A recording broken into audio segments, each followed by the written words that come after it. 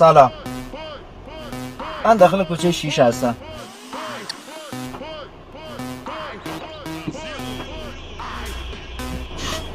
سلام.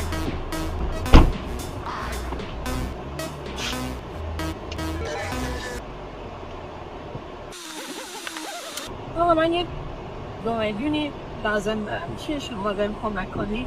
به شما چی ما خودمون رنگیه تومن هستیم.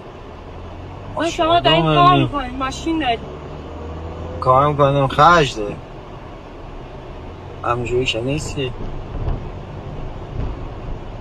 یعنی امکانش نیست که کمک کنی. والا دستوالم خالیه، همون سرم میزشت.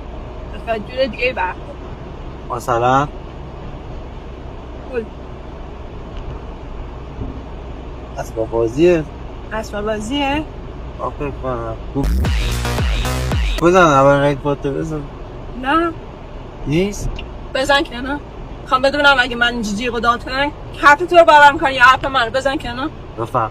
جلو آبر بانک برس. جلو آبر بانک؟ جلو آبر بانک میگم پیاده شو دیگه.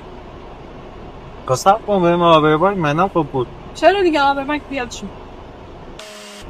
خواهم تشریف برم کنی، من اینجا دوربین دارم، نمیتونی خفت کنی نه چیز. دوربین داری؟ بله. کجا؟ بدو